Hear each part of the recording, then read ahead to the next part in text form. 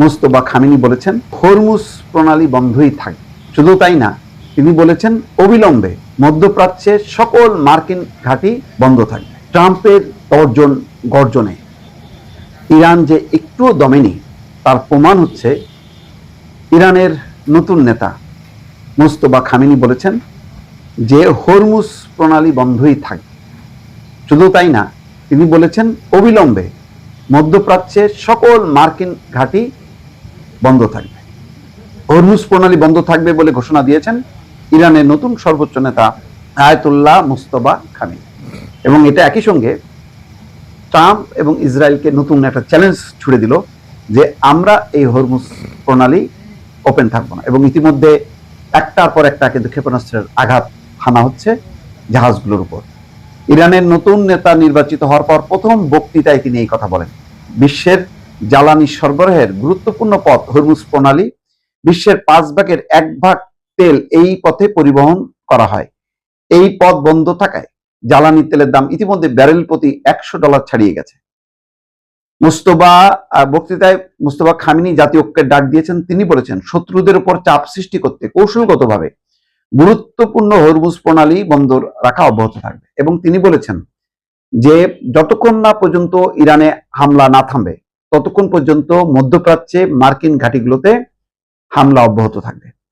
পরিষ্কার বক্তব্য যে কোনোভাবেই কিন্তু নতুন নেতা নির্বাচিত হওয়ার পর যেই ভয়টা করা হচ্ছিল যে মুস্তফা খামেনিকে ঘিরে, যে প্রয়াত আয়াতুল্লাহ আলী খামেনি, যাকে কয়েকদিন আগে যুদ্ধের প্রথম দিনে যাকে একেবারে সপরিবারে হত্যা করা হলো, তার পুত্রকে নিয়ে একটা টেনশন যেটা ছিল, সেই টেনশনই কিন্তু শেষ পর্যন্ত আরো স্থায়ী হলো যে মুস্তফা খামেনি প্রথম বিবৃতির মধ্য দিয়ে তিনি বলে দিলেন যে না, মানে আপোষ হবে না এবং এই সংগ্রাম চলতে থাকবে।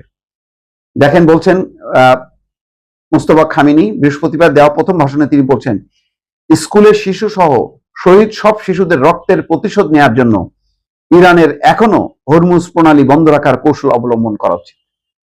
তিনি বলেন প্রতিবেশী দেশগুলোর সঙ্গে ইরানের বন্ধুত্বের নীতি রয়েছে, প্রতিবেশী দেশগুলোর সঙ্গে। তবে তিনি দেশগুলোকে তাদের ভূখণ্ডে থাকা মার্কিন ঘাঁটিগুলো বন্ধ করার পরামর্শ দিয়েছেন। তিনি সতর্ক করে বলেন ইরান ওই ঘাঁটিগুলোতে হামলা অব্যাহত রাখবে। হরমুজ প্রণালী বন্ধ থাকবে বলে ঘোষণা দিয়েছেন খামেনি। এবং বিশ্বের গুরুত্বপূর্ণ পথ হরমুজ প্রণালী বক্তৃতায় খামেনি জাতীয় ঐক্যের ডাক দিয়েছেন শত্রুদের উপর চাপ সৃষ্টি রাখতে কৌশলগতভাবে গুরুত্বপূর্ণ হরমুজ প্রণালী বন্ধ রাখা অব্যাহত রাখবে। সামরিক বাহিনীকে তিনি ধন্যবাদ দিয়েছেন।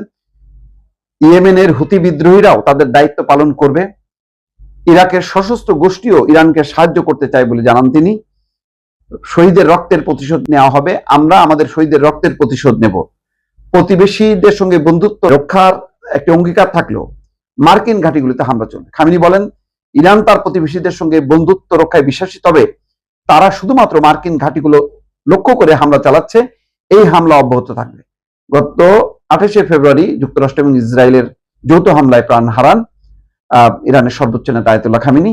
তারপরেই তার ছেলে মুস্তফা খামেনি, যিনি দ্বিতীয় সন্তান, নতুন সর্বোচ্চ নেতা নির্বাচন করেন ইরানের সুপ্রিম কাউন্সিল। মোট কথা একটু টলেনি নতুন নেতা মুস্তফা খামেনি, এবং তিনি তার পিতার যে অনুসৃত পথ, সেই পথ ধরেই তিনি চলবেন বলে আবারও তিনি পরিষ্কারভাবে জানিয়ে দিলেন বিশ্বকে।